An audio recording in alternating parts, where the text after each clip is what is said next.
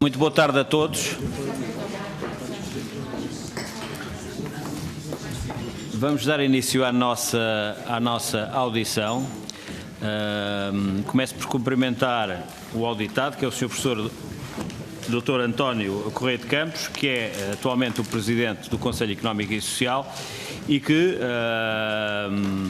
apresenta a sua candidatura para um novo mandato à frente deste órgão, que irá ser, aliás, votado na próxima sexta-feira. Ouve-se mal? Portanto, cumprimento também o Sr. Deputado António Topa, que é o Presidente da Comissão de Economia. Esta é uma reunião conjunta entre a Comissão de Economia e a Comissão de Trabalho e Segurança Social. Cumprimento as senhoras e senhores deputados e demais pessoas aqui presentes. Antes de começarmos propriamente a reunião, gostaria de colocar a seguinte questão. Foi proposta uma grelha, mas eu já fomos abordados por representantes dos diferentes grupos parlamentares no sentido de achar que, em termos práticos, esta grelha poderá ser excessiva, isto é, 2 rondas mais uma ronda alternativa. Normalmente é a grelha que é utilizada para as audições de membros do Governo, enfim, é onde há um conteúdo político muito forte. Não creio que seja aqui o caso, porque a presidência do Conselho Económico e Social é mais uma função de coordenação, onde existe obviamente uma componente política, mas não com o mesmo peso dos membros do Governo, e nesse sentido gostaria de poder propor-vos que reduzíssemos para apenas uma ronda, com os tais 7 minutos por cada grupo parlamentar, uma intervenção inicial, aliás, começando por parte, uma intervenção inicial do auditado, uma ronda por cada grupo parlamentar, na duração de cada grupo parlamentar de 7 minutos, e depois a resposta final do auditado no tempo equivalente à soma dos grupos parlamentares. E podemos fazer isto 2 hipóteses, e era esta a questão que eu vos queria colocar. Ou o Sr. Professor Correia de Campos responderá após a intervenção de cada grupo parlamentar, isto é, respondendo a cada uma das intervenções, ou alternativamente na resposta no final. E, portanto, antes de começarmos a reunião, gostaria de saber o que é que cada um dos grupos parlamentares pensa sobre o assunto.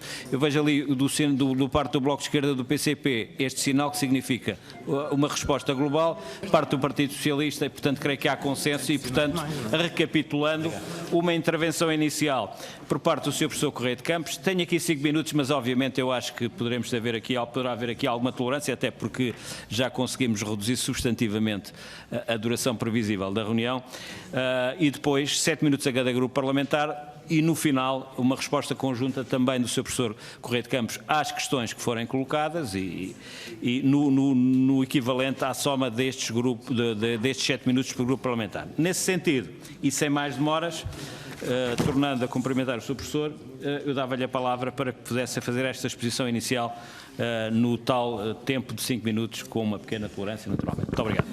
Muito obrigado, Sr. Presidente da Comissão Parlamentar de Trabalho e Segurança Social, Sr. Deputado Pedro Roque, Sr. Presidente da Comissão Parlamentar de Economia, Inovação, Obras Públicas e Habitação, Sr. Deputado António Topa. É um prazer estar aqui. Cumprimento senhoras e senhores deputados, senhoras e senhores assistentes parlamentares, senhoras e senhores representantes da comunicação social. Cumprimento Vossas Excelências e agradeço a oportunidade que me dão de poder expor de forma breve o que foi realizado no Conselho Económico e Social nestes 3 anos de minha presidência e de propor as linhas de intervenção para a legislatura que agora se está a iniciar, caso venha a ser eleito. Sobre o passado recente, distribuí sucinto relatório de 3 anos. Vou apenas enumerar as principais atividades desenvolvidas ou acolhidas em 3 anos. 61 reuniões de concertação social tripartida, 2 compromissos ou acordos tripartidos, 4 pareceres sobre as grandes opções do plano, 3 pareceres sobre o Orçamento de Estado, 3 pareceres sobre o Programa Nacional de Reformas, 4 pareceres sobre a Conta Geral do Estado, 1 parecer sobre transferências de competências para a administração local, 19 reuniões plenárias do Conselho Económico e Social, 59 reuniões da Comissão Permanente de Concertação Social, 21 reuniões das Comissões Especializadas e 37 reuniões de grupos de trabalho. Realizaram-se diversas audições, conferências, encontros e jornadas no país e no estrangeiro, Realizaram-se 13 conferências sobre temas de interesse atual e futuro, sempre com a participação de representantes de empresários, trabalhadores, especialistas da academia, membros do Governo. Destas conferências foram publicados 9 relatórios com as comunicações apresentadas. Estas atividades tiveram lugar em 6 distritos do continente: Castelo Branco, Évora, Viseu, Lisboa, Porto e Coimbra, com a presença total de 1.412 participantes. Estas e outras informações constam do relatório de 3 anos de atividade que agora foi distribuído. Aqui chegados, no final do mandato, porquê e para que continuar? O SES é um órgão único nas suas responsabilidades, composição e intervenção. Recurso plural de inestimável valor para a análise do desempenho da economia e dos equilíbrios sociais. Desvinculado da pressão do cotidiano, o SES tem o privilégio e o dever de olhar para além do imediato, intuindo o que irá acontecer, recomendando cautelas e avanços que ajudem governos e parceiros sociais a trilhar caminhos com menos surpresas. Coligir e apresentar o conhecimento relevante, avaliar intenções e resultados, aconselhar decisores e concertar interesses potencialmente antagónicos são responsabilidades impostas pela sua posição de independência institucional e capacidade para gerar diversidade de opiniões como valor capital e não como passivo. Durante o mandato que agora termina, procurou-se respeitar e promover estes valores, facilitando e gerando consensos que permitiram o avanço do país. O Presidente do SES nada consegue mover, cumpre-lhe apenas fazer mover. Tarefa fascinante que muito dignificou as figuras que nos precederam e que muito respeito. Henrique Nascimento Rodrigues, José Silva Lopes, Alfredo Bruto da Costa, José Silva Peneda e Luís Filipe Pereira. A continuidade é, pois, uma das condições de estabilidade. Continuar para quê? Nenhuma missão constitucional está concluída. Renovam-se periodicamente, com dificuldades progressivas, para as quais a experiência passada conta, para garantir voz ativa e enriquecedora à representação institucional de dirigentes da empresa, trabalhadores, cooperantes, mutualistas, responsáveis de solidariedade social, responsáveis das profissões liberais, do setor financeiro e segurador, das universidades e instituições da ciência, de instituições de cultura, recreio e desporto, de associações que lutam pela igualdade de direitos das mulheres, dos jovens, dos mais velhos e das pessoas com deficiência, de defesa do ambiente, de promoção do mundo rural, de defesa dos consumidores, das associações de família, da diáspora portuguesa, bem como, naturalmente, do Governo, das autarquias e das regiões autónomas. Todos estes interesses estão representados no SES. Todos tiveram e deverão continuar a ter voz ativa no Conselho. Trata-se de um compromisso constitucional ao qual acresceu sempre uma vinculação pessoal. Também para cumprir as obrigações constitucionais e legais de representação e concertação tripartida entre empresários, trabalhadores e governos. As obrigações de arbitragem na fixação de serviços mínimos durante greves ou para arbitrar negociação coletiva quando necessário. Para cumprir o relacionamento institucional com o Conselho Económico e Social Europeu e demais conselhos nacionais, relacionamento hoje reduzido ao mínimo por força de limitações orçamentais. E ainda, finalmente, para cumprir a obrigação de coligir e divulgar conhecimento sobre temas que vão estar nas opções do futuro imediato, como, dou alguns exemplos, a reforma da administração pública, a energia, o ambiente, o Pacto Ecológico Europeu, que aí está à nossa espera, a indústria automóvel nacional, que está cheia de imprecisões futuras, as migrações, o desenvolvimento dos setores social, cooperativo e mutualista, que provavelmente carecem de mais força, a aprendizagem ao longo da vida em contexto de transição digital, a reconversão das indústrias tradicionais, bem como contribuir para que a presidência portuguesa de 2021 decorra com o maior êxito possível, para desenvolver áreas e temas que têm sido secundarizados ou menos representados no concerto económico e social, como o ambiente, as alterações climáticas, a água e a seca, a gestão da floresta e, em geral, a ciência e a inovação como fatores de progresso. O passado recente será a melhor garantia do que se projeta. O SES, senhoras e senhores deputados, o SES, passado 28 anos desde a sua criação, não sofre de problemas identitários, não interfere diretamente em nada, apenas aconselha. E o seu conselho só será escutado se for baseado em conhecimento, se for equilibrado e não confrontacional. Informação, debate constante e negociação promotora do progresso e respeitadora das partes são os ingredientes permanentes da atividade que me proponho continuar a desenvolver. Muito obrigado. Muito obrigado, Sr. Professor. Feita esta introdução por parte do auditado, o professor Correia de Campos, passaremos então à primeira e única ronda, conforme acordarmos pelos grupos parlamentares, e a palavra é do PSD, Partido Social Democrata, de 7 minutos. Muito obrigado. Muito obrigado, Sr. Presidente. Cumprimento os Srs. Presidentes das duas comissões aqui presentes, Comissão de Trabalho e Segurança Social e Comissão de Economia, Inovação e Obras Públicas.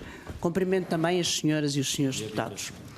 Um cumprimento especial ao Sr. Presidente, ao Sr. Professor António Correia de Campos, Presidente do Conselho Económico e Social e candidato ao cargo que hoje ocupa. Em nome do parlamentar do Partido Social Democrata, desejo as maiores felicidades nesta audição e na eleição que se realizará na próxima sexta-feira, dia 20 de dezembro. Sr. Professor, é do conhecimento geral que, pelas instituições por onde passou, deixou sempre uma marca de competência, dedicação e de entrega, ganhando o respeito dos pares, dos colaboradores e dos adversários políticos. Estas são características essenciais para o sucesso do cargo que ocupa e que pretende de novo liderar. Naturalmente, todos conhecemos muito bem o percurso académico e político do Sr. Professor, mas é muito importante ouvi-lo hoje neste local sobre as razões da sua candidatura à presidência do SES e bem assim como o que entende sobre o papel do SES no âmbito das instituições portuguesas e necessariamente qual o papel que entende que lhe deve estar reservado. Na minha qualidade de deputada e também com alguma experiência no mundo sindical, sigo com especial atenção ao relevante papel da SES como plataforma de diálogo e entendimento entre diferentes visões e interesses da sociedade e como a mesma pode ajudar a uma boa governação e à paz social. Permita-me então passar às questões que gostaria de colocar. Quando o Sr. Presidente tomou posse, em outubro de 2016, eram 56 os membros do plenário do SES. Entre eles, trabalhadores, organizações representativas das atividades económicas e sociais, autarquias, instituições de solidariedade social, família, ambiente, etc., como há pouco referiu. Hoje são 77 os membros efetivos, entre eles a área de igualdade, a juventude, os reformados, etc. Assim, coloco-lhe 4 questões. Sr. Presidente, por que sentiu que era importante incluir no plenário do SES mais 20 instituições e em que medida essa inclusão foi benéfica para o Conselho Económico e Social e nomeadamente para o país?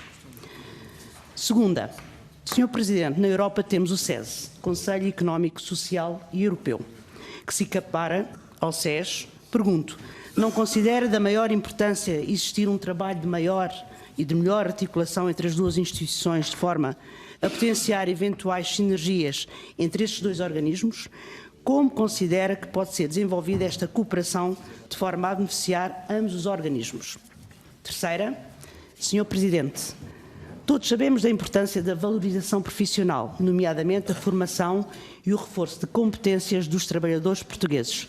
Assim pergunto, como vê o papel da SES de reforçar e estimular, junto do Governo e da Assembleia da República, em aprofundar a capacitação dos parceiros sociais? Quarta e última. Finalmente, gostaria de saber como pretende ultrapassar o desequilíbrio de género que se verifica no órgão que se propõe continuar a dirigir.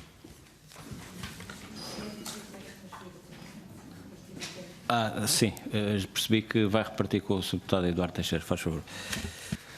Muito obrigado, Sr. Presidente. Queria cumprimentá-lo a si e cumprimentar também o Presidente da Comissão de Economia, o deputado António Topa, cumprimentar os seus deputados, cumprimentar o Sr. Dr. António, o Sr. Professor Dr. António Correia de Campos e dizer-lhe que é um gosto estar aqui a ser ouvido por esta Comissão para um novo mandato, que se antecipa que seja de facto um mandato, dado que ser o candidato único proposto pela Assembleia da República, e portanto que seja, antecipo dizendo-lhe que seja profícuo em realizações para o bem público, para a defesa do diálogo social e da paz social bem necessária ao nosso país. De facto, trata-se de um órgão constitucional de grande relevo, focal e congrega setores tão importantes da economia e às vezes dispares nos seus interesses, como a área social, como a saúde, como o mutualismo, como a agricultura, a indústria, os serviços e, portanto, tem um papel muito importante. Eu gostaria de lhe dar aqui e fazer algumas perguntas de forma muito sintética, que gostava que tivesse a sua resposta, sucinta também, com certeza, mas para nós são importantes.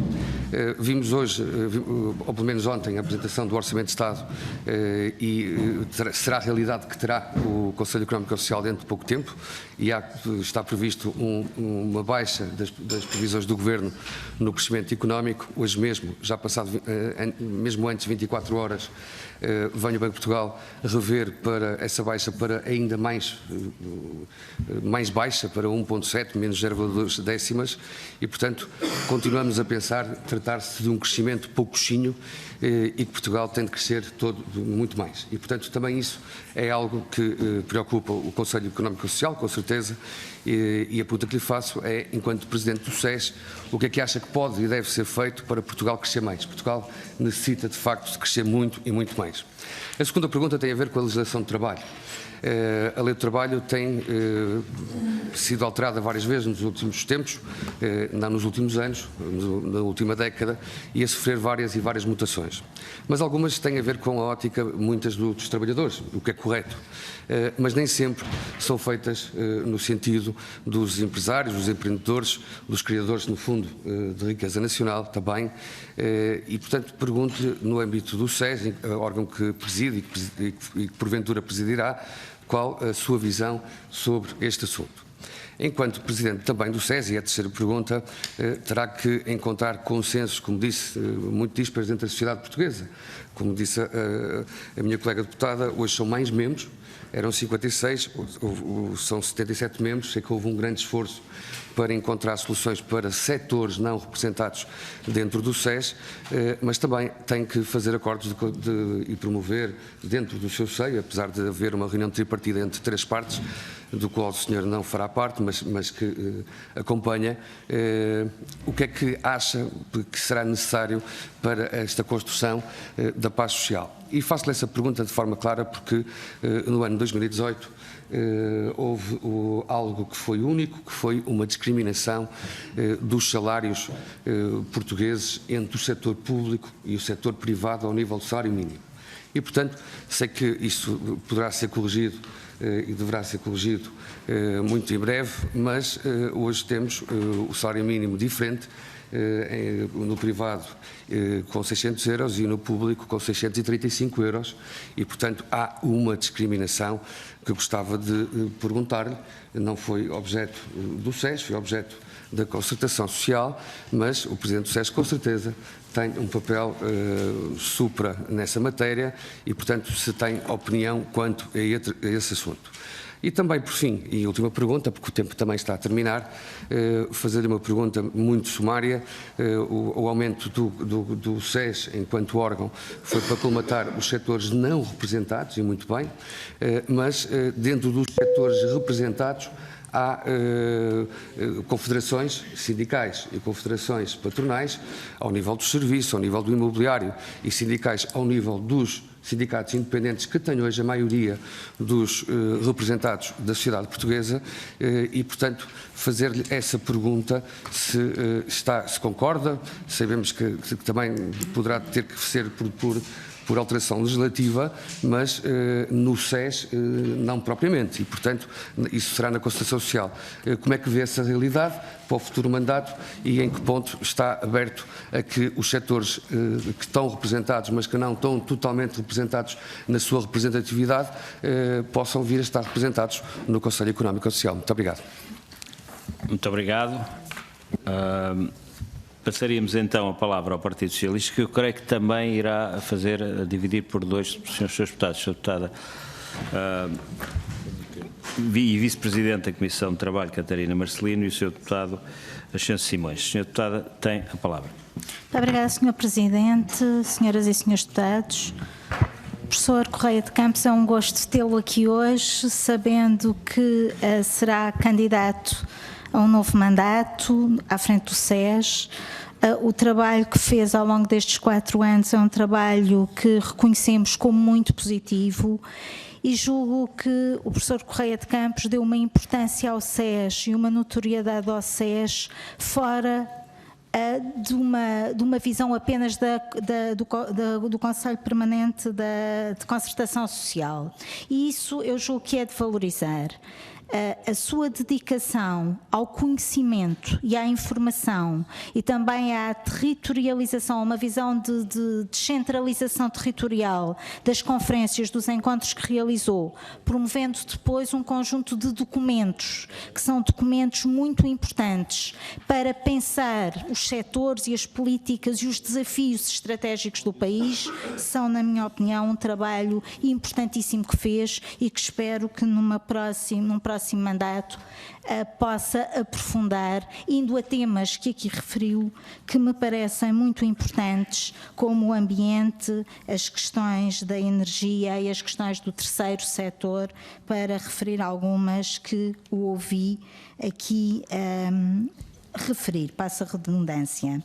Estes encontros técnico-científicos foram 13 ao longo do mandato, segundo sei, em temas que são fundamentais, como os desafios demográficos, mas também às questões das florestas, às questões dos 40 anos do SNS, enfim. Esta parte de conhecimento eu gostaria muito de valorizar no trabalho que foi feito e que, de facto, é um património que fica para a sociedade portuguesa.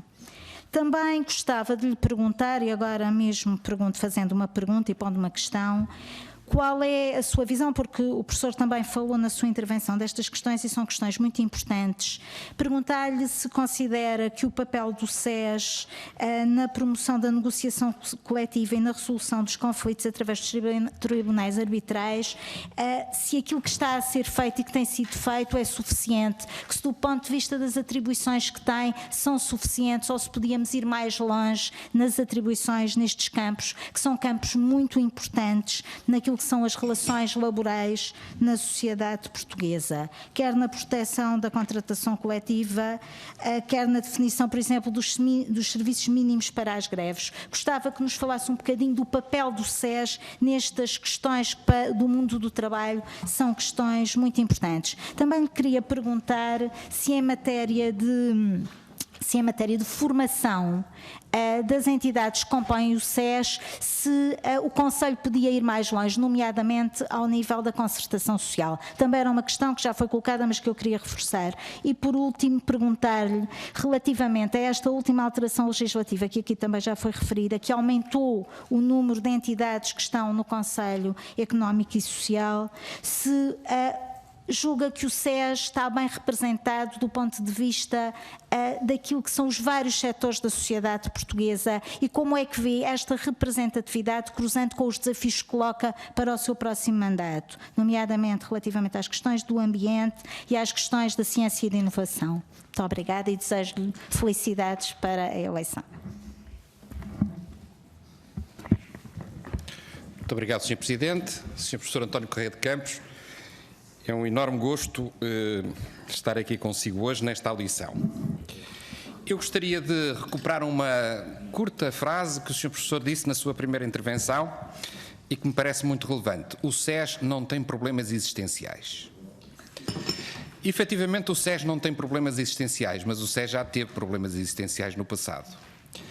Nós, neste momento, vivemos com um Conselho Económico e Social que tem a sua capacidade de influência, de produção dos seus diversos pareceres e muitos uma imensidão de pareceres, nem sempre vão no sentido de apoiar as medidas que as diversas instituições apresentam, quer seja o Orçamento de Estado, quer sejam as grandes opções do plano, quer sejam mesmo as posições que o SES assumiu relativamente ao plano de infraestruturas.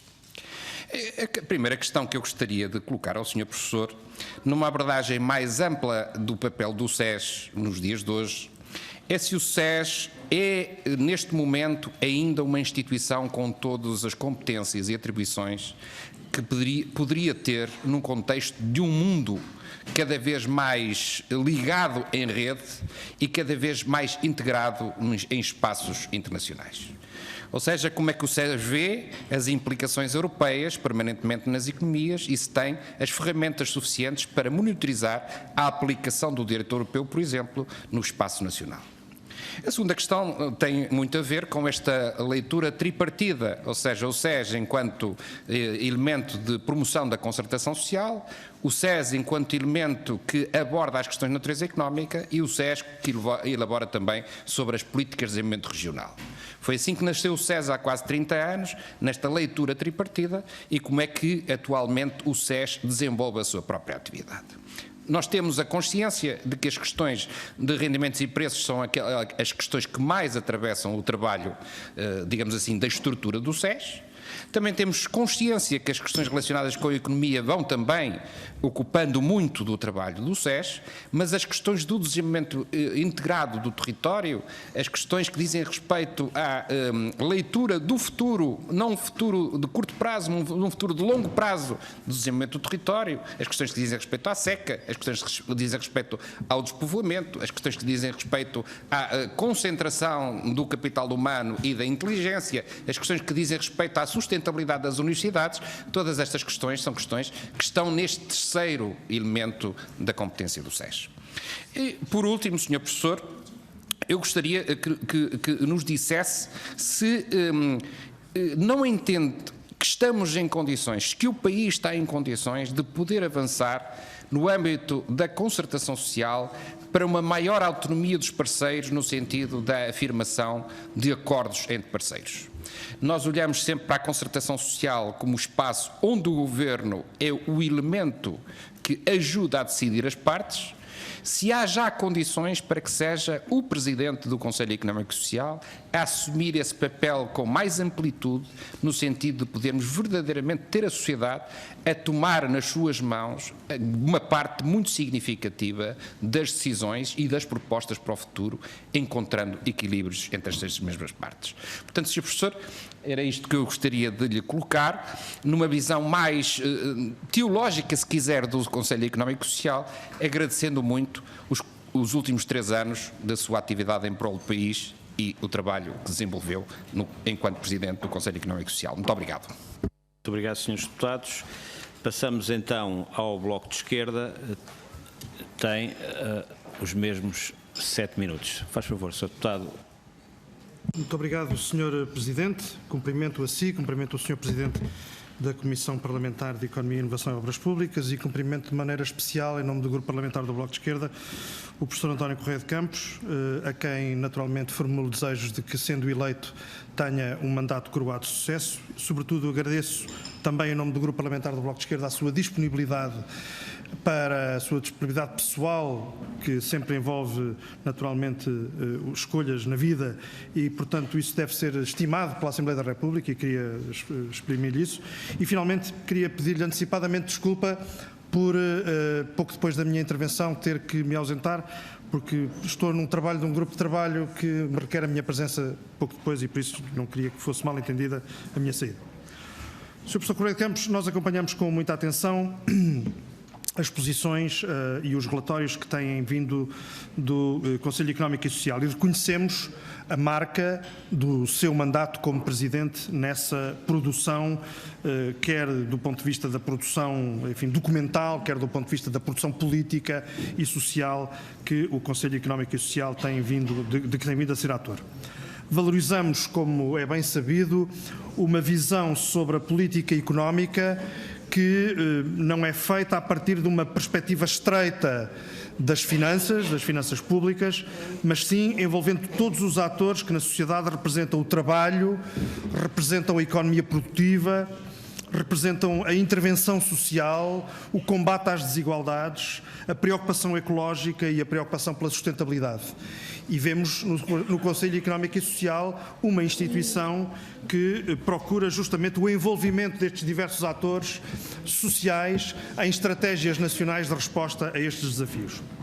Não temos nenhuma ilusão de que a copresença desses interesses produza uma diluição das contradições entre eles.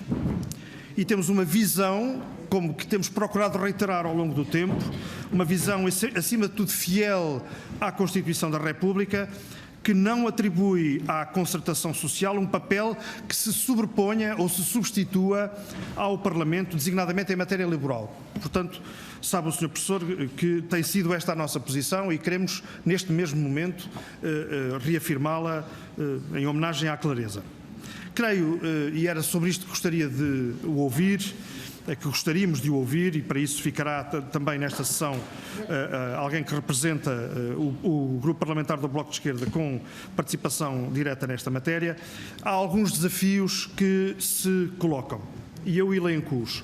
Em primeiro lugar, responder à emergência climática e contribuir para a transição produtiva e energética que essa transição envolve, que essa emergência envolve, perdão.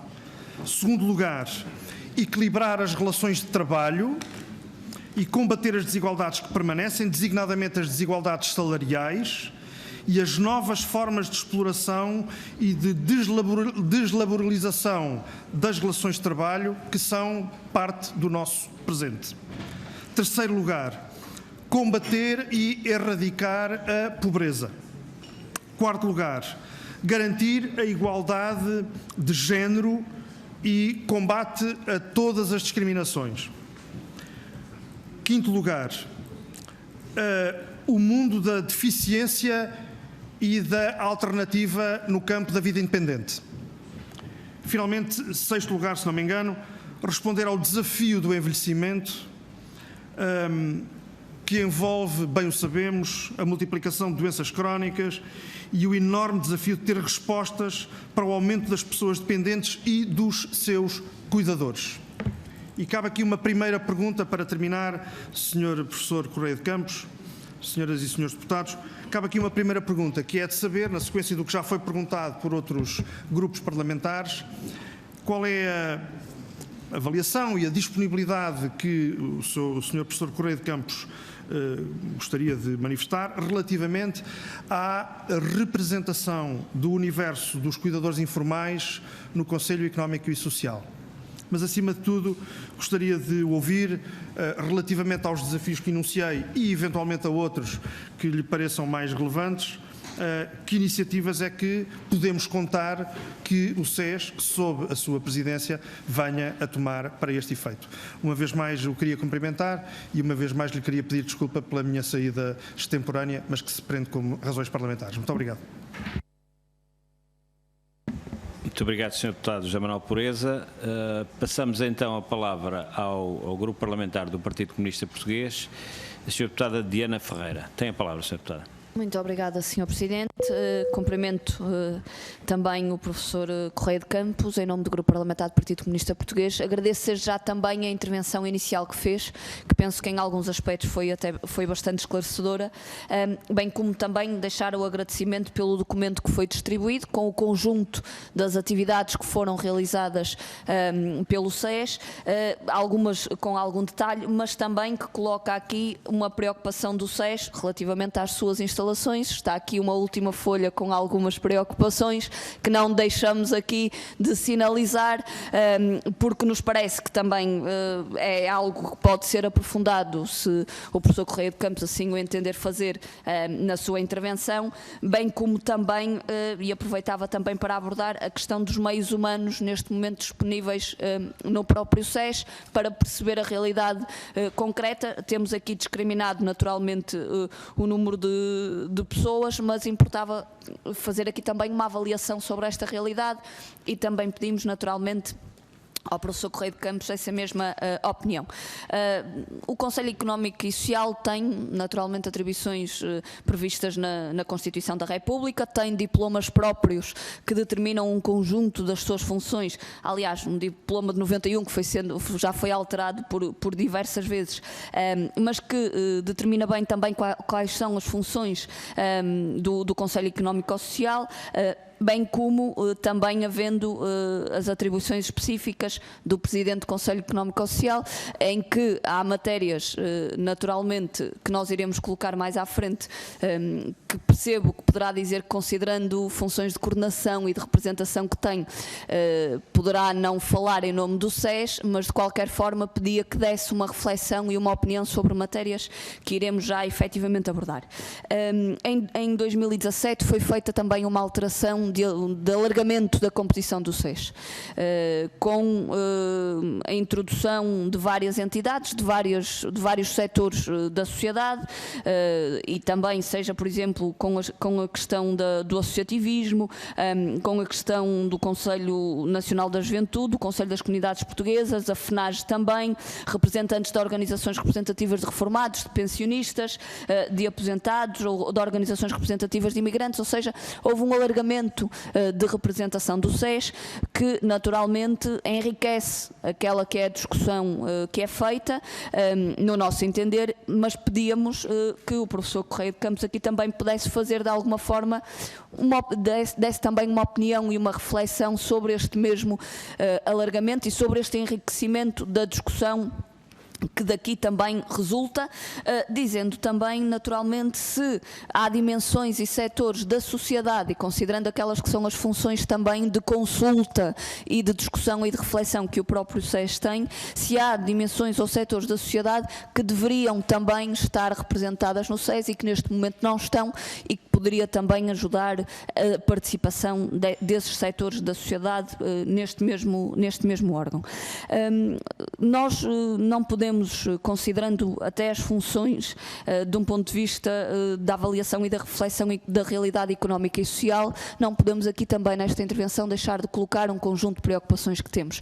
E é exatamente nesta parte que nós pedimos uma reflexão do professor Correia de Campos sobre estas matérias. Nós temos ainda hoje, pese embora tenha havido diminuição do número do desemprego, temos ainda hoje uma realidade de desemprego bastante acentuada no nosso país.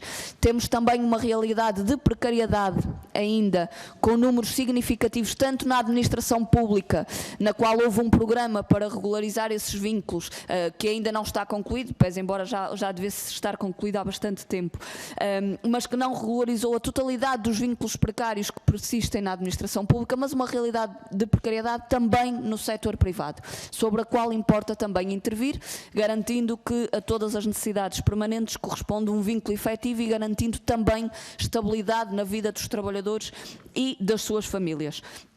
E também continuamos numa realidade que, aliás, tem vindo a ser cada vez mais sinalizada por vários, tanto pelas organizações representativas dos trabalhadores, mas também por outras associações e entidades, das profundas dificuldades da articulação da vida profissional, da vida familiar e da vida pessoal, com reflexos significativos na realidade das crianças do nosso país, com pais e mães trabalhadoras que, trabalhando por turnos, não conseguem acompanhar, além de não conseguirem ter vida em família, não conseguem sequer acompanhar o crescimento dos seus filhos. E, objetivamente, de um ponto de vista da legislação laboral, ela não responde a esta realidade. O PCP tem propostas já entregues também nesta casa para isto, mas pedia também sobre esta matéria uma reflexão do professor Correia de Campos. A realidade também dos baixos salários que se verificam na administração pública, ao contrário do que muitas vezes se diz, há um número significativo de trabalhadores da administração pública com baixos salários, ao que acresce o facto de não terem tido as progressões nem as valorizações que deveriam ter tido há mais de uma década, juntando também aqui a realidade do setor privado. Isto tem um efeito imediato na realidade dos trabalhadores, na vida do dia-a-dia, no facto de não terem salários para fazer face às suas despesas, mas tem um impacto futuro de um ponto de vista das pensões, porque os baixos salários que hoje estes trabalhadores têm vão ser baixas pensões também no futuro, e também gostávamos de ouvir uma opinião sobre esta matéria. E também, por fim, mesmo para terminar, as questões relacionadas naturalmente com a pobreza e com a exclusão social. Nós continuamos a ter mais de 2 milhões de pessoas em risco de pobreza no nosso país. É um número demasiado assustador, digamos assim, para podermos ficar sem fazer uma abordagem que garanta que há medidas estruturais que alteram esta realidade. Podemos naturalmente ter medidas de emergência social, de caráter de emergência social para responder a determinadas situações, mas é preciso garantir medidas estruturais, nomeadamente da criação de emprego com direitos e da valorização geral dos salários, nomeadamente do aumento do salário mínimo nacional, que permita efetivamente combater a pobreza e a realidade da exclusão social que ainda temos no nosso país. São algumas das preocupações que o PCP tem e que, considerando também as competências que estão inerentes ao SES, não poderíamos aqui deixar de colocar, agradecendo desde já também a reflexão que puder aqui deixar sobre estas matérias na sua intervenção final. Muito obrigada. Muito obrigado, Sra. Deputada. Passamos então ao Grupo Parlamentar do CDS. O Sr. Deputado João Almeida tem a palavra, por favor. Muito obrigado, Sr. Presidente. Quero cumprimentar, antes de mais, o Sr. Professor Correia de Campos, cumprimentar os seus deputados. Agradecer ao Sr. Professor este mandato e a disponibilidade para um próximo. Nós fazemos uma avaliação positiva também do desempenho do Sr. Professor Correia de Campos à frente do SES, o que naturalmente não nos surpreende, e entendemos que o Conselho Económico e Social beneficiou da sua presidência para afirmar o seu papel na sociedade portuguesa, e é exatamente sobre isso que queríamos questioná-lo. A primeira questão tem a ver com algo que já foi aqui falado, não necessariamente no mesmo sentido, que é a valorização da concertação social. O CDS é um partido que sempre valorizou a concertação social e entende que, não se sobrepondo naturalmente a concertação social ao poder livre e democrático do Parlamento, faz sentido que haja uma correspondência entre aquilo que é acordado e aquilo que depois é legislado. De outra forma, essa desvalorização, ou melhor, de outra forma, não aprovando no Parlamento aquilo que é acordado na concertação social, ou pior, aprovando só parcialmente o que foi aprovado na concertação social, frustrando aquilo que é o equilíbrio de um acordo, o que eu pergunto é que consequência é que isso tem para o diálogo social. Porque há uma tradição de respeito por acordos tripartidos e consagração desses acordos tripartidos em legislação. Recentemente não foi isso que aconteceu. E não foi isso que aconteceu, não na totalidade, mas parcialmente. E por isso é que eu digo, não é só a questão do diálogo social e da construção de um acordo tripartido ter ficado pelo caminho, é pior. É ter havido esse acordo tripartido e ele ser consagrado na totalidade em relação ao que pretendia uma das partes e não ser consagrado todo em relação à outra. E, portanto, o que eu perguntava é se há ou não uma necessidade de valorizar a concertação social no sentido de não pôr em causa a utilidade deste instrumento fundamental de diálogo e de equilíbrio entre partes. Depois, sobre o próprio papel do SES, em duas matérias que, quer do ponto de vista europeu, quer do ponto de vista nacional, nos afetarão muito positivamente e com alguns desafios também nos próximos anos, a transição digital e a transição energética. Do ponto de vista da transição digital, aquilo que queria perguntar é como é que perspectiva o papel do Conselho Económico e Social em relação a uma área muito específica sobre a qual nós temos manifestado a nossa preocupação, que é a da formação profissional. E a possibilidade de nós, efetivamente, darmos um salto qualitativo, eu diria até que nós temos condições para essa qualidade, se calhar neste caso até é mesmo quantitativo, de permitir que os nossos centros de formação profissional tenham uma efetividade muito maior do que aquela que têm neste momento para permitir a qualificação dos trabalhadores, que lhes permita duas coisas. Por um lado, adquirir competências que depois tenham como correspondência uma valorização salarial. Por outro lado, também fazer uma adaptação que lhes permita acompanhar esta transição digital, considerando nós que esta transição digital é uma oportunidade e, portanto, as teses catastrofistas de que a mão de obra diminuirá são as mesmas que já existiam, por exemplo, na Revolução Industrial, e não foi isso que aconteceu. Houve mais emprego a seguir à Revolução Industrial do que antes, e as teses eram parecidas com o que há agora. Não há nenhuma inevitabilidade de haver menos emprego com a transição digital. Certamente não haverá emprego igual e, portanto, se não houver uma adaptação, obviamente que o país perderá a competitividade e os nossos trabalhadores terão mais dificuldades. E, portanto, como é que vê o papel da formação profissional neste desafio da transição digital? Por outro lado, também, na questão da transição energética e do Green Deal, saber também qual será o papel do Conselho Económico e Social em algo que é também muito importante, que é a construção de uma política ao nível europeu, onde a intervenção do Governo é decisiva, que permita que esta transição seja feita de forma a que a indústria portuguesa não sofra impactos muito imediatos e negativos que condicionem também não só a sua competitividade, mas que indiretamente, mas muito severamente, possam condicionar também aquilo que é o mercado de trabalho e aquilo que é a capacidade de manutenção de postos de trabalho. Por fim, uma questão também que já aqui foi colocada, mas que reiterava, que tem a ver com a composição do plenário do SES. Houve alterações que este Parlamento fez na legislatura passada e o que perguntava é se sente que neste momento a representatividade da sociedade portuguesa no Conselho Económico e Social está na sua plenitude ou se entende que há alguma área que faria sentido que estivesse também representada no plenário do SES. Muito obrigado. Muito obrigado, Sr. Deputado. Não estando presente o Grupo Parlamentar do PAN, damos então por encerrado esta primeira e única ronda e passaríamos então às respostas e comentários do Sr. Professor Correia de Campos, Presidente do SES, que terá um tempo equivalente ao global dos grupos parlamentares, isto é, 35 minutos. Sr. Professor, a palavra é sua. Muito obrigado, Sr. Presidente.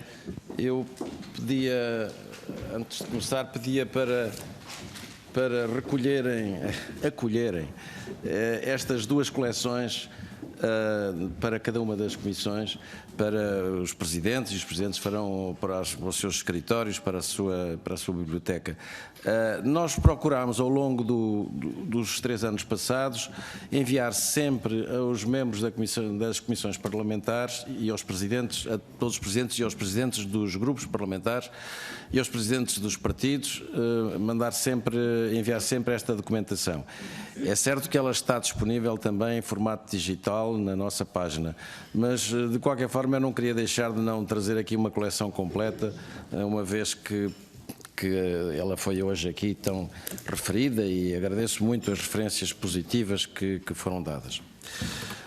Senhor Presidente, vou começar naturalmente pela Sra. Deputada Lina Lopes e a composição do SES. Senhores deputados, vão-me perdoar, é possível que algumas das respostas não possam ser segmentadas e tenham que ser dadas em conjunto e, portanto, como houve várias perguntas sobre a composição, eu vou-me referir a todas elas. O SES teve 56 membros e hoje tem 77. O que é que falta? Quer dizer, falta sempre gente, não é? Se nós quisermos, por exemplo, o ambiente está subrepresentado, por exemplo, a inovação e a ciência estão pouco representadas. A representação da ciência é feita por um representante nomeado pela FCT, pela Fundação para a Ciência e Tecnologia. A lei fala no Conselho Superior de Ciência e Tecnologia, que deve nomear esse representante. Mas suponho que esse Conselho não reúne ou reúne pouco e, portanto, tem sido prática comum acolher o representante da FCT como sendo a personalidade. As universidades também estão representadas, temos sempre um representante do Conselho de Reitores, mas, por exemplo, os politécnicos não estão representados. E já que falámos tanto aqui em aprendizagem ao longo da vida e formação profissional, os politécnicos são absolutamente essenciais nessa matéria. Portanto, há realmente áreas que, mesmo nisto que se chama a representação difusa, não é? Porque esta representação não é uma representação orgânica, representativa, é uma representação difusa, que não tem regras muito vinculativas de representação. Mas, portanto, nós convivemos bem com este alargamento do SES. Há pouco eu declarei que não tínhamos problemas identitários, e realmente é verdade, quer dizer, com a certeza sempre de que nós não temos nenhuma influência nestas decisões, porque as decisões são de Vossas Excelências, não é? E nós somos sempre, a nossa única legitimidade vem da Vossas Excelências, vem da Assembleia, do Parlamento, portanto, nós aceitamos por gentileza, muitas vezes perguntam-nos o que é que entendemos, e nós normalmente não nos furtamos a emitir uma opinião sobre o alargamento. Mas é uma matéria que é fundamentalmente uma matéria política, é uma matéria de representação, porque pode haver forças e opiniões num sentido ou noutro. Vamos para as opiniões mais negativas. Estão a transformar o SES numa Câmara Corporativa. Bom, este é o chavão político tradicional com que se critica este tipo de representação. Por outro lado, em sentido contrário, dir-se todos os dias há interesses novos que surgem na sociedade portuguesa e há alguns interesses até que estão dupla e tripla e quadruplamente representados. Por exemplo, porque é que temos um só representante das associações de deficientes, de cidadãos com deficiência, e temos 4 pessoas que representam várias representações nas questões de género? Ou porque é que temos apenas um representante da Federação das Associações de Ambiente e não temos mais, quer dizer, quando o Green Deal está aí à porta e, portanto, provavelmente precisamos de mais gente que nos traga o seu ponto de vista. Devo dizer que um dos aspectos mais importantes desta variedade representativa tem sido a aprendizagem aos outros membros do SES quando nós realizamos e preparamos os pareceres. Muitas vezes nós não sabemos, quer dizer, as pessoas que redigem os pareceres e os grupos técnicos que apoiam e que discutem os projetos de pareceres não conhecem toda a problemática e aprendemos sempre muito com quem nos traz esses ensinamentos, quem nos ensina a linguagem correta. Como sabem, também há sempre linguagens politicamente corretas nestas matérias. E, portanto, para concluir nesta matéria, é uma matéria, nós não temos, e eu pessoalmente não tenho nenhuma objeção ao alargamento ainda maior desta representação. É evidente que acho que o setor social, o terceiro setor, está subrepresentado também, não é? Quer dizer, as mútuas, as cooperativas, as associações, as instituições privadas da sociedade social têm apenas 3 representantes, praticamente, acho que são 3. E, portanto, quando na Constituição está que o terceiro setor é uma coisa tão importante, e quando nós sabemos da importância social e económica, etc., agora até há uma publicação do INE sobre o terceiro setor, uma publicação específica do INE, onde quantifica a importância quantitativa e financeira desse terceiro setor. É evidente que está subrepresentado, mas como fazer isso é matéria que Vossas Excelências têm que pensar e pensarão certamente sempre muito melhor que eu. A concertação tripartida, Sra. Deputada Dalina Lopes, bom, eu não estou na melhor posição para lhe responder sobre o que é que eu acho se acho que a presidência do SES deveria presidir digamos assim, ao Conselho Permanente. Não estou em circunstância para isso. Acontece que o país adotou uma determinada posição. O país e a história é muito importante a este respeito. Existia um Conselho Nacional do Plano, estava na Constituição, o Governo criou nos anos 80, segunda metade dos anos 80, criou a Comissão Permanente de Concertação Social. Essa comissão funcionou inicialmente subordinada sob a tutela do Ministro do Trabalho. Depois ela foi integrada no Conselho Nacional de Plano sob a forma de SES. Foi nessa altura que as coisas se organizaram dessa forma. E a verdade é que a Comissão Permanente de Concertação Social é hoje uma instância cuja temática e cuja representatividade têm um valor substantivo e um valor simbólico. Vamos ver se eu consigo explicar o que é que entendo por isto. Tem um valor substantivo porque posso garantir-lhes que todos os parceiros sociais representados na CPCS consideram que a presença de vários membros do Governo ao longo das diferentes sessões que a CPCS realiza, não apenas em matéria laboral, e realizou muitas sessões sobre incêndios florestais, sobre administração pública, sobre assuntos europeus, sobre economia, sobre turismo. Bom, essas reuniões são de uma enorme importância e são altamente apreciadas pelos membros da CPCS. Porquê? Porque têm informação de primeira mão dos membros do Governo que lá vão e porque debatem com esses membros do Governo diretamente esses pontos. Claro, não é para estabelecer conclusões, não é para ficar nada escrito, mas há um debate, há uma informação. E isso tem um efeito, como é que se diz? Um efeito catalisador do bom entendimento, que é absolutamente essencial. Considero isso das coisas mais importantes que o SES faz, que a CPCS faz. Por outro lado, o Sr. Primeiro-Ministro vai muitas vezes à CPCS e a rotina que tem é ir lá em assuntos fundamentais, como é o orçamento, mas vai sobretudo nos assuntos europeus.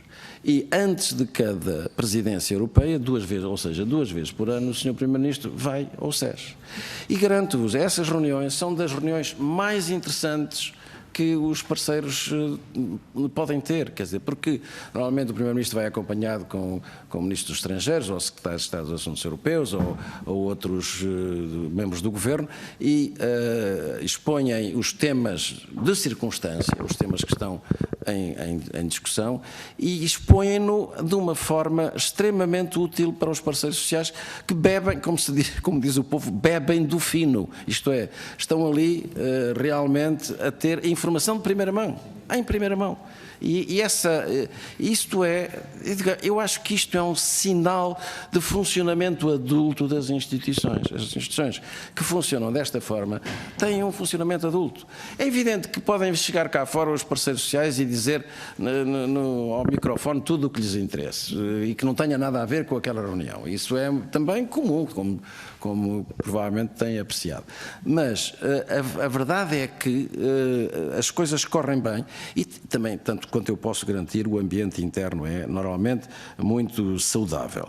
E, portanto, quando eu digo que não temos problemas identitários, eu quero dizer que porque é que havíamos de estar a mudar esta representação, esta forma de concertação tripartida, se ela tem funcionado bem até aqui? Porque é que havemos de estar a colocar problemas de representatividade sindical se o aspecto simbólico da representatividade, todos eles têm falhas todos os parceiros sociais têm fragilidades de representatividade. Isso não é novidade nenhuma para Vossa Excelência, que as empresas sentem-se muito insuficientemente representadas nas quatro confederações. Há sindicatos que não se sentem representados nas duas centrais. Mas o valor simbólico destas representações é muito superior, por vezes, ao seu valor substantivo. Bom, deve-se mudar isto? Pode-se mudar isto? Minhas senhoras e meus senhores, isto é um assunto de tipo de política e de política de Parlamento e de Governo. Eu não sou capaz de ter uma opinião sobre se vale mais cair na instabilidade de uma inovação ou se nos devemos basear na estabilidade de uma presença e de um funcionamento que possa ter aqui ou ali as suas fragilidades. Eu prefiro, naturalmente, e o meu papel também é esse, não apenas pessoal, mas normativo, eu prefiro manter as coisas como estão, mas se o Parlamento entender fazer coisa diferente, naturalmente, quem sou eu? Bom, e portanto, já respondi à questão da utilidade da introdução de mais 20. O SES europeu. Pois, Sra. Deputada, nós gostaríamos de nos articular mais com o SES europeu, só que temos limitações orçamentais e se virem bem a folha orçamental que está no final, nós ainda estamos com um orçamento inferior ao que o SES teve em 2010 e sobretudo, a representação, por exemplo, nós baixámos a participação para os parceiros sociais, baixámos, nós não, quer dizer, o decorrer da crise fez baixar a participação para os parceiros sociais. Já durante o meu mandato procurei por 2 vezes aumentar, ampliar a dotação à custa das escassíssimas verbas, às vezes no ano passado 13 mil euros, que foram passados, quer dizer, eram 13 mil euros mais do que no ano anterior, nós colocámos-los todo esse dinheiro nos parceiros sociais. Portanto, porquê é que esse dinheiro vai para os parceiros sociais? A lei estabelece a razão para permitir a sua preparação técnica capaz e a sua capacitação para participar nas reuniões. Portanto, ora, nestes contextos nós temos muita dificuldade em fazer grandes deslocações ao estrangeiro, temos muita dificuldade em receber pessoas. Cada deslocação ao estrangeiro implica depois obrigações de reciprocidade. Eu fui convidado a ir à Costa do Marfim, digamos assim, recebido pelo meu distinto colega, Presidente do Conselho Económico e Social, Ambiental e Cultural, porque ambiental porque é à la française e cultural porque é à la Côte d'Ivoire e à la Côte d'Ivoire e realmente vimos-nos aflitos para poder corresponder e convidar o meu colega para cá vir. Eu não tinha, sabem, permitam-me esta pequena parte, que não, espero que não levem a mal, mas no mundo diplomático há uma questão, as questões de representação são muito exigentes do ponto de vista social e os meus parceiros queriam uma suíte no Hotel Tivoli e eu não tinha dinheiro para pagar a suíte no Hotel Tivoli e também não tinha dinheiro para pagar um jantar de fados, queriam ir aos fados e legitimamente. De maneira que o que é que eu tive que fazer? Falei com 2 empresas portuguesas que estão instaladas naquele país e consegui facilmente, devo dizer com muita facilidade, consegui facilmente, espero que isto não seja considerado agora dentro das novas regras que limitam, digamos assim, bom, mas enfim estou-lhe a descrever, aliás, as senhoras e os senhores deputados sabem que todas as embaixadas estrangeiras em Lisboa recorrem a empresas para receber pessoas. E suponho que muitas embaixadas portuguesas no estrangeiro fazem o mesmo, não é? Portanto, este é um acontecimento natural e normal. A aprendizagem ao longo da vida. Este é um tema que vai preocupar-nos nos próximos 15 anos ou 20 anos.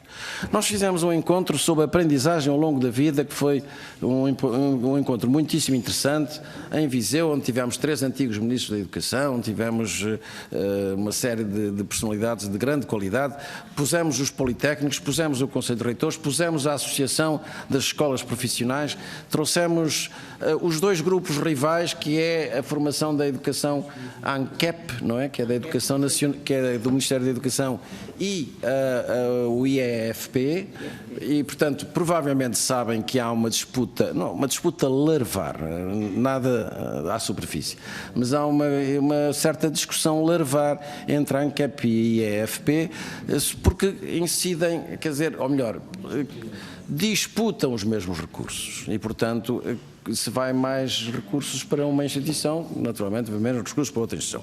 O problema da aprendizagem ao longo da vida é as nossas intenções como país estarem nesta matéria profundamente dependentes dos fundos europeus. E nós temos que, aos poucos, praticar um desmame dos fundos europeus nesta matéria. Podemos fazer até um encontro sobre o encontro do desmame, se quiserem, mas arranjaremos um outro nome mais elegante. Mas esta matéria é muito importante. É uma matéria absolutamente essencial, porque nós temos um déficit formativo brutal. Quer dizer, nós estamos cá atrás, quer dizer, nós temos 48% dos nossos trabalhadores ativos que têm uma formação que não têm o ensino secundário completo. E os valores respectivos nos países, na média dos países europeus é 25%. Portanto, nós comparamos 48 com 25%. Qualidade da gestão é um tema, Sr. Deputado, desculpem eu saltar, mas a qualidade de gestão é um tema da maior importância. Por isso fizemos este encontrozinho, a qualidade de gestão e a produtividade. Porquê é que tivemos algum receio antes de avançarmos na qualidade de gestão?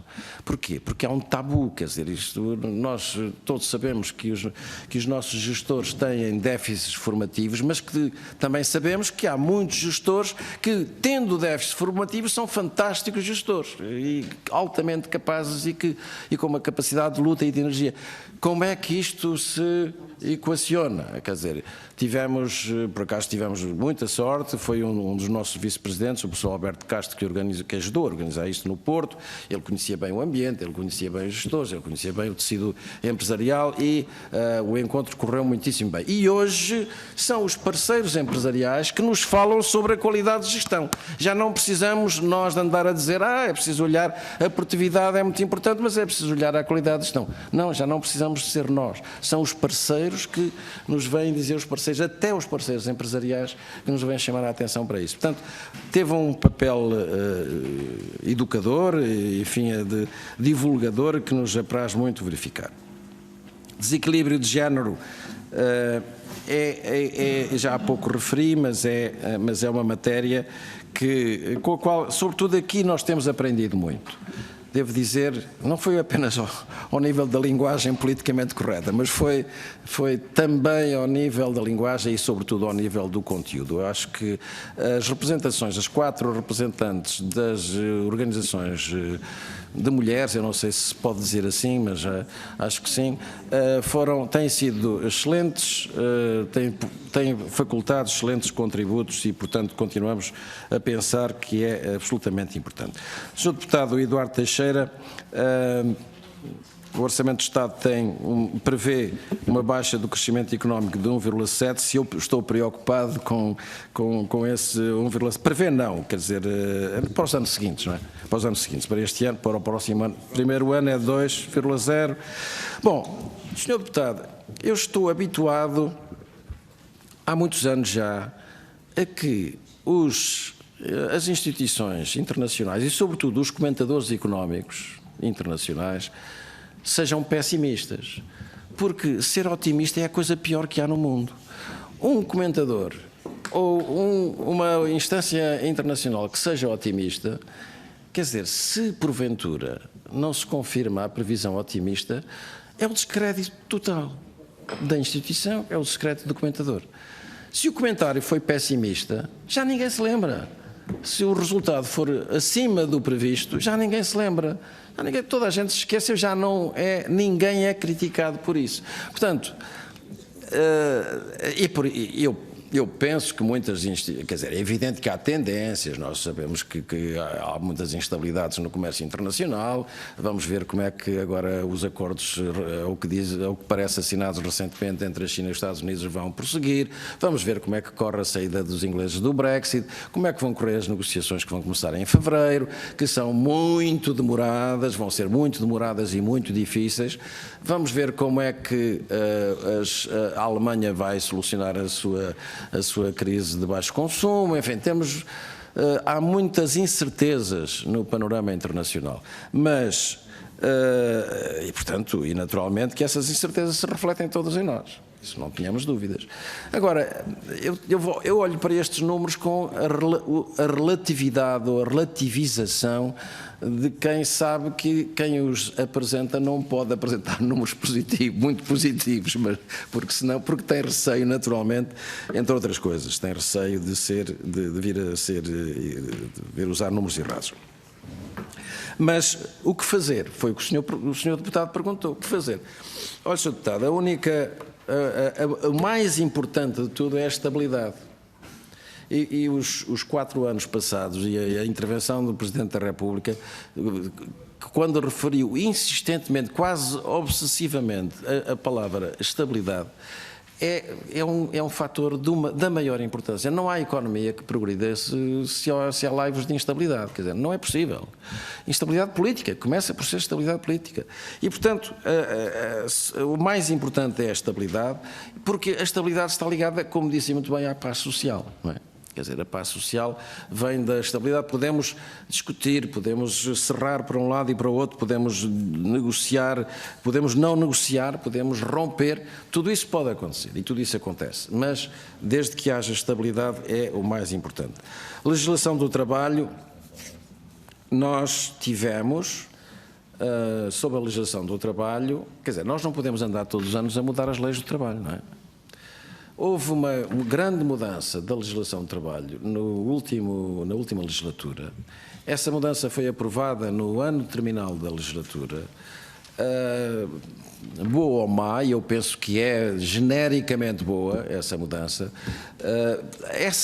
Não podemos estar constantemente a fazer alterações da lei do trabalho, porque isso é mais um dos tais fatores que geram instabilidades. Eu reconheço, sei perfeitamente que muitos parceiros sociais eventualmente não se reconhecem em algumas das mudanças legislativas, mas a verdade é que estarmos a abrir uma frente de instabilidade não me parece que seja bom para ninguém e muito menos para o país.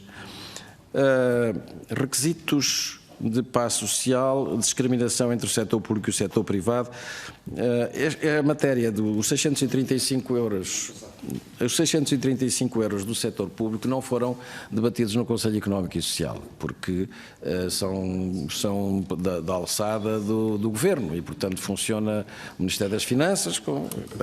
Bom, agora, naturalmente, eu suponho que todos os parceiros sentiram algum desconforto com essa diferença, não é? Não houve grande cena, não houve nenhuma cena grave de desconforto, mas porque sempre se pensou, bom, 635 para o setor público, quer dizer, há aqui uma diferenciação, mas ainda bem, porque o setor privado também depois tem aí um pé para poder fazer o catching up, não é? O upgrading. Ora bem. Mas não foi tema sequer que fosse discutido, ou foi mencionado, em várias reuniões foi mencionado, mas não houve nunca uma discussão temática, porque não podia haver, a CPCS não tinha essa competência. Setores não representados, serviços, sindicatos independentes, como vê, as grandes empresas, quer dizer, há 200 mil funcionários da construção civil e não sei quantas empresas da construção civil que já estiveram representadas e que agora não estão representadas, parece que vão voltar a estar representadas na CIP, esperemos. Há 160 mil trabalhadores das empresas de distribuição, de grande distribuição, e as empresas de grande distribuição, sempre que há uma recomposição do SES, requerem a entrada dessas empresas no SES. O meu antecessor, o Dr. Peneda, foi sempre de opinião e aconselhou sempre as instituições patronais a unificarem-se. Quer dizer, há 2 centrais sindicais e há 4 empresariais. Bom, e em Espanha há muito menos. E, portanto, a posição dele e a argumentação dele foi de recomendar sempre que concentrassem a sua capacidade negocial. E eu tendo a pensar, não tenho nenhuma posição definitiva sobre esta matéria, mas tendo a pensar que essa seria a solução ideal. Só que as instituições são umas e as pessoas são outras, quer dizer, e muitas vezes as dissensões não são institucionais, são pessoais. Não estou a dizer que seja este caso, mas nem quero que me interpretem mal, mas pode bem acontecer isso e nessa altura já participação na Comissão Permanente de Concertação Social é matéria de lei e, portanto, atenção, isso tem que ser. Se alguém quiser mexer nisso, não é o SESC que o pode fazer, não é? O que o Presidente do SES é confrontado, o próximo Presidente do SES é confrontado, porque todos são confrontados com isso, com uma petição das instituições patronais e de sindicatos independentes que pretendem uma representatividade, não na CPCS, mas no plenário do SES. Bom, e aqui... Mon cœur balance. Não posso ser mais explícito porque também não posso comprometer-me mais sobre esta matéria. No plenário do Conselho, Senhor Deputado, é capaz de haver alguma justificação, mas por favor não me interpretem como tendo tomado uma posição, porque isto é matéria que não depende de mim exclusivamente. Eu tenho que falar com o Conselho Coordenador e o meu Conselho Coordenador não duvido que esteja disponível para aceitar, mas portanto eu tenho que ver se tenho energia ou argumentos suficientes para poder ultrapassar. Bom, isto no caso eu viesse a ser eleito, mas a questão é igualmente válida para quem ocupar estas funções mais tarde. Portanto, essa é uma matéria difícil. Nós temos tentado resolver matérias semelhantes a estas, por exemplo, representação de pensionistas, reformados e idosos. Nós temos conseguido fazer uma rotatividade. Não tem sido fácil, mas mesmo assim, ao fim de algum tempo, neste momento até há uma rotatividade de 6 em 6 meses ou de 4 em 4? De 6 em 6? De 4 em 4, imaginem. Uma rotatividade tão intensa, ciclos tão pequenos. Mas foi a única forma de termos uma presença de todos. Eu defendi sempre o ponto de vista que a representatividade dos parceiros sociais é uma representatividade inclusiva e nunca exclusiva. Eu não posso aceitar que um seja representativo e outro, só porque tem um bocadinho, um ganhe a presença por critérios, e neste caso são os do Presidente, ainda por cima, é uma decisão pessoal, e é praticamente irrecorrível, porque recorre-se para o Conselho Coordenador e depois recorre-se para o plenário, quer dizer, eu acho que é muito difícil, mas eu não posso entender que, e a minha interpretação tem sido sempre a da inclusividade e não a da exclusão. Eu acho que quem for escolhido não pode sê-lo para excluir outros. Deve ser para partilhar com outros que surjam, e tem sido isso, e tem sido entendido, não tenho razões de queixa. Doutora Catarina, a senhora deputada Catarina Marcelino, muito obrigado pela referência que faz às publicações. Qual a visão que tenho sobre os tribunais arbitrais? Serão suficientes? Poderemos ir mais longe? Como sabem, a responsabilidade do SES nos tribunais arbitrais é relativamente recente, é do final da década passada. E essa representatividade tem sido bem conseguida. Eu acho que é respeitada o número de os árbitros que são apresentados e que são aprovados, quer da parte empresarial, quer da parte sindical. Os presidentes são também pessoas que nunca presenciei nenhuma discussão ou discordância em relação à capacidade dos presidentes. Sei que há pareceres, e nós estamos a pensar até a publicá-lo, sei que há pareceres que são peças importantes de jurisprudência, se é que se pode chamar, sim, é um tribunal, portanto pode-se dizer, de jurisprudência laboral, que merecem publicação, porque são peças científicas interessantes. Sei que têm sido muito úteis e as coisas têm funcionado bem. Neste mandato só tivemos um problema com uma empresa de contratação coletiva com uma grande empresa transportadora e tive que ter uma posição um bocadinho mais dura, mais musculada, chamando a empresa e dizendo-lhe assim: meus caros amigos, se vocês não cumprem aquilo que está acordado na convenção coletiva, eu vejo-me forçado, porque não cumpriam e deitavam abaixo, deixavam criar o tribunal deliberava, estavam todos de acordo até à véspera, na véspera chegavam e deitavam o tribunal abaixo. E, portanto, quer dizer, fizeram isto 3 vezes. A certa altura era demais, não é? E, portanto, tive que o chamar e devo dizer que se portaram lindamente, que se portaram lindamente, não há nada a dizer, aceitaram perfeitamente, mas o que significa que este órgão também pode exercer algum músculo, não é? Não me zanguei com ninguém, nem eles se zangaram comigo, mas a coisa não correu mal. Pronto.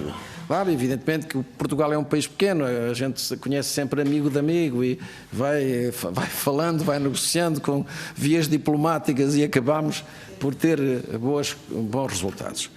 Bom, portanto, porque a questão que se coloca imediatamente na intervenção da doutora Catarina Marcelino é: porque é que estes tribunais arbitrais não funcionam também para a administração pública? Para a fixação, por exemplo, de serviços mínimos da administração pública, porque dá-se o caricato de funcionar nos hospitais.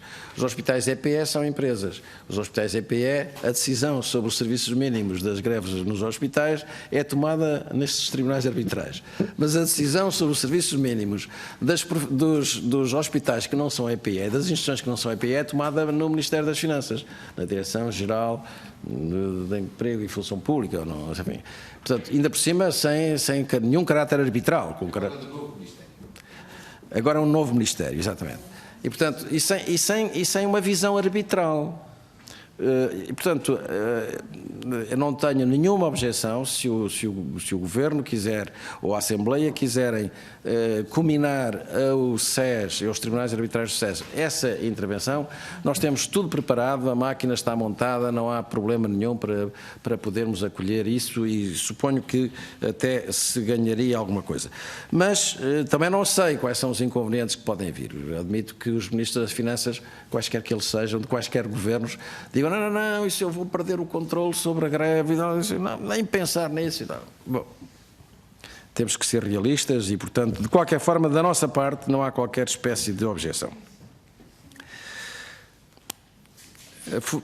A formação, já falámos, a formação aos parceiros da concertação é da maior importância. Já falámos também sobre a representatividade e o alargamento, o ambiente e a ciência e a inovação, enfim, estamos todos de acordo. Deputado Ascenso Simões, eu permito-me corrigir o Sr. Deputado, eu disse que o SES não tem problemas identitários, o Sr. Deputado falou em existenciais, não, realmente os nossos problemas, onde não temos problemas existenciais, claro, temos problemas de vida, não é, de orçamento, mas não temos problemas identitários. Como é que vejo as intervenções europeias?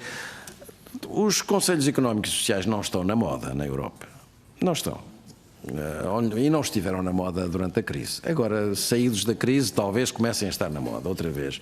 Mas durante a crise é evidente que as prioridades eram outras. Quer dizer, os governos tinham outras prioridades e portanto, acontece também que os recursos não são grandes. Eu tenho ido a algumas reuniões internacionais do SES e estão referidas no texto, mas reconheço que devia ir mais. Isso dou a mão à palmatória. Economia, desenvolvimento regional, nós temos sido dominados pela problemática dos rendimentos e preços. É verdade, Sr. Deputado, isso é absolutamente verdade. Apesar de termos realizado uma conferência sobre gestão das florestas, organizada pela Comissão Permanente sobre Ordenamento do Território, e apesar de termos realizado também um parecer a pedido do Ministério do Planeamento sobre em 2017 sobre aquela proposta de lei respeitante às transferências das competências para os municípios. Isto está escrito, foi até um dos meus antecessores, o Dr. José Peneda, foi o relator. Apesar disso, não temos feito tudo aquilo que deveríamos fazer nessa matéria. Mas também nos estamos a guardar, quer dizer, realmente, agora isto vai arrebentar, não é? Vamos ter aí para um debate enorme sobre regiões, enfim, vamos ter. Quer dizer, é possível que venha a haver um debate sobre regiões e, portanto, nessa altura, com certeza que se voltará a colocar o problema.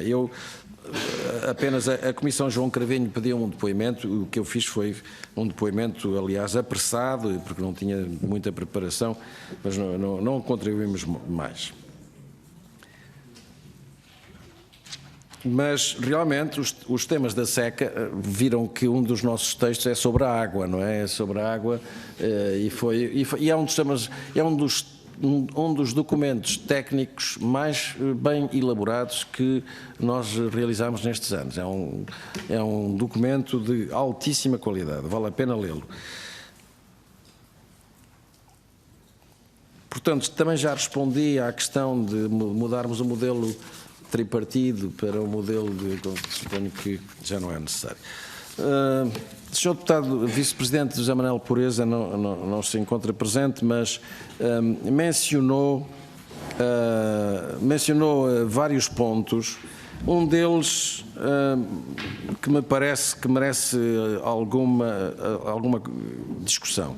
Bom, o tema da pobreza é um tema muito importante, é um tema esquecido, relativamente esquecido. Um dos meus ilustres antecessores, o professor Bruto da Costa, que já não está entre nós, mas tinha uma especial capacidade nesta matéria.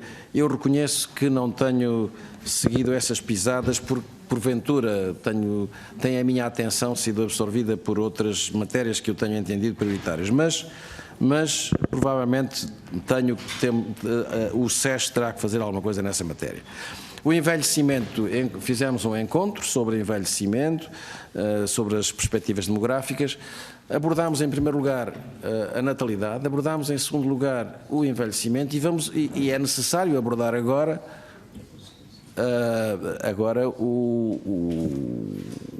as migrações, não é? As migrações, que vai ser um tema da maior importância. O Sr. Deputado José Manuel Pureza menciona a questão também mencionou dos cuidadores informais, se os cuidadores informais devem estar representados no SES. Bom, não há ainda representação dos cuidadores informais, não sei se há. Por outro lado, se temos cuidadores informais, precisamos também de ter os voluntários, não é? Quer dizer, isto é como as cerejas, quer dizer, nós puxamos uns e vêm outros. Os voluntários hospitalares, por exemplo, não estão representados praticamente em sítio algum e, no entanto, são e vão ser cada vez mais importantes.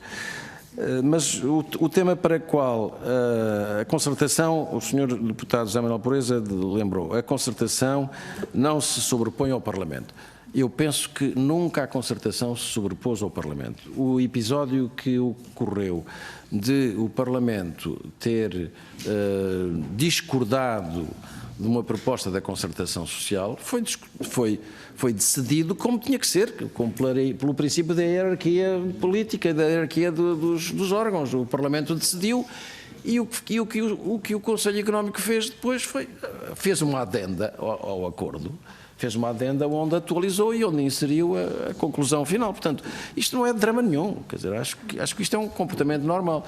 Não há aqui superioridade nenhuma, nem questão nenhuma de superioridade sobre se é o Parlamento ou se é a concertação social quem deve prevalecer. Não, quer dizer, quem prevalece é quem a Constituição diz que prevalece, não é? É naturalmente os órgãos de soberania. A CPCS não é um órgão de soberania.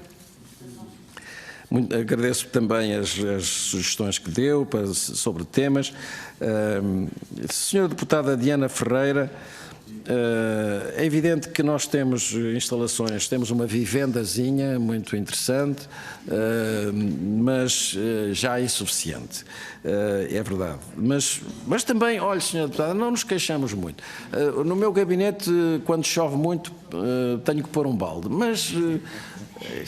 Quer dizer, acontece que o nosso país não sabemos fazer telhados, ou melhor, sabemos fazer telhados, o que não mudamos é as telas com a periodicidade suficiente.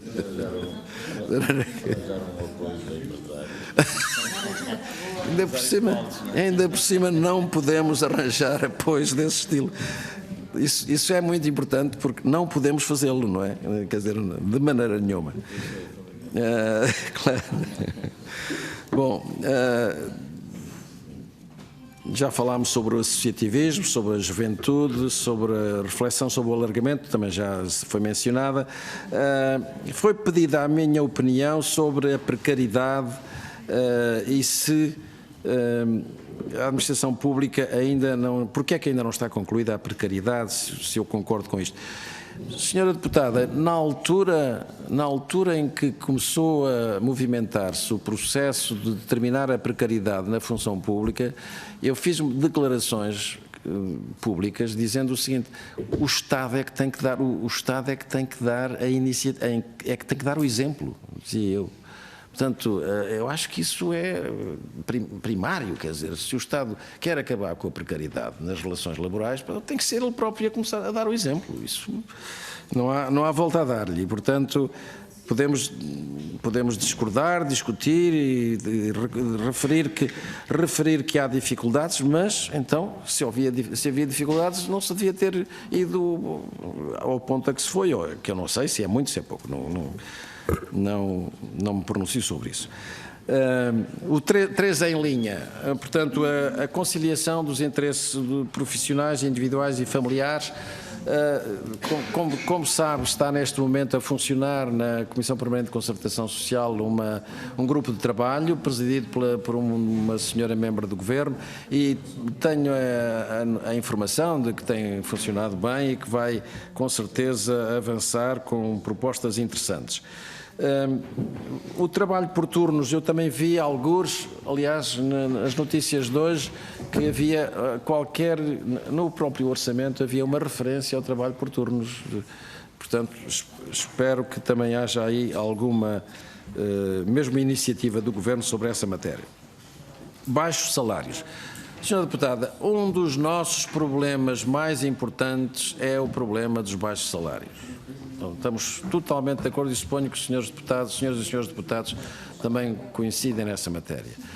O esforço que foi feito para ampliar o salário mínimo nacional ao longo de 4 anos e que suponho que será agora continuado nos próximos 4 anos, é um esforço importante, mas é um esforço insuficiente e muito difícil de executar para muitas empresas. Temos que ter essa noção. Quer dizer, é uma matéria de enorme dificuldade para empresas e para o setor público também. As grandes instituições públicas, como escolas, hospitais e outros serviços, que empregam muita gente no setor de segurança, ou que contratam com empresas de segurança, que contratam com empresas de alimentação, de lavandaria e de limpeza, essas empresas, a quem o Estado português se comprometeu na Confederação respectiva, na Confederação de Comércio, se comprometeu a publicar uma portaria para que elas atualizassem os seus contratos, a verdade é que elas depois vieram dizer não podemos atualizar porque não temos cabimento orçamental para isso. E, portanto, foi um flop. Foi um flop, não foi uma coisa muito bonita, mas, e por isso, provavelmente isso teve reflexos em alguma dificuldade de obter mais consenso seguinte, nomeadamente este ano, sobre o valor do salário mínimo. Porque não é que todas as confederações patronais tenham os mesmos problemas. Como sabem, há confederações que não têm, pura e simplesmente, esse problema. Mas há outras que o têm muito profundamente. E essa situação é uma situação que tem que ser tratada com muita elegância. Por outro lado, também sabemos que, olhando para as subidas dos salários médios ao longo destes anos e do salário mínimo, há aquela curva em dentes de serra, chega-se a janeiro com o novo salário mínimo, há um pico, depois o pico do número de pessoas que se encontram, de trabalhadores que se encontram no salário mínimo, chega aí aos 25%, e depois, devagarinho, ao longo do ano, aquilo baixa para 22, 21 e agora até para 20,9, parece que no último ano. Bom, isto é um bom sinal, mas não nos escamoteia o facto de 1/5 ainda dos trabalhadores portugueses estar colado ao salário mínimo.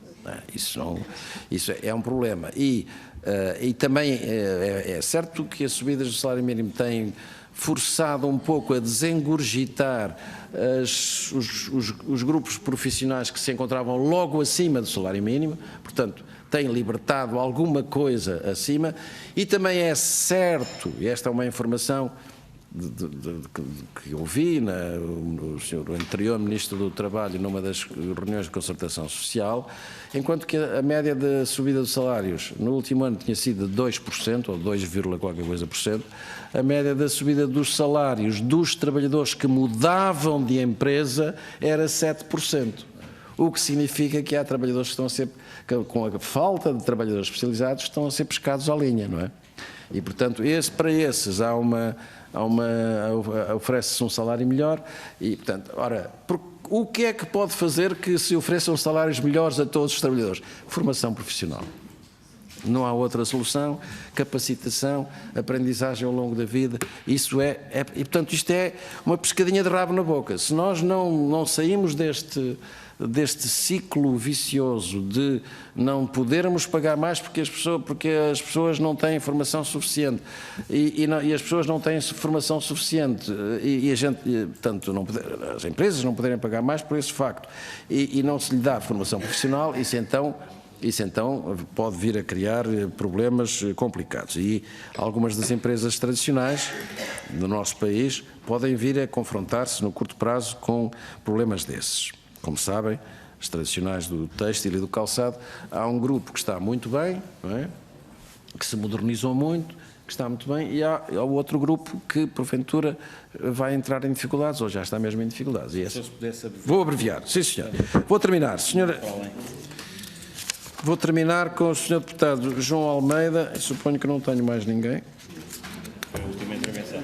É a última intervenção. Muito obrigado, Sr. Deputado João Almeida, por valorizar a concertação social e, como já referi, não houve drama no desacerto entre a concertação e o Parlamento, tudo se resolveu com uma adenda. O papel do SES na transição digital e na transição energética, a evidência que existe e foi baseada num estudo feito por uma confederação patronal sobre os empregos a perda de empregos por força do digital, qualquer coisa como 1.100 empregos que se podem vir a perder num prazo relativamente de 10 anos ou 5 anos, mas há 600 novos imediatos, não é? E há muitos outros setores onde vamos ter necessidade de mais emprego, nomeadamente os setores sociais e de saúde. Portanto, é necessário, totalmente de acordo, é necessário um salto qualitativo e quantitativo. Maior capacidade para os centros de formação profissional. O problema, eu já referi há pouco e é verdade, a nossa dependência dos fundos europeus, nós temos que encontrar uma forma de sair desta situação. Claro que isto pode ser feito, tem que ser feito devagar, mas não podemos estar eternamente aqui assim à espera que venham os fundos europeus para podermos gastar na formação profissional. Temos que aproveitar a próxima fornada, o próximo ciclo financeiro para avançarmos. Bom, suponho que só faltará talvez olhar para o Green Deal e para a transição que se faça suavemente, sem impactos na indústria. Eu não sou muito pessimista, Sr. Deputado, nessa matéria. Eu lembro-me do Val do Ave. E nós tivemos, o Sr. Deputado também conhece bem a situação, nós tivemos problemas gravíssimos no Val do Ave.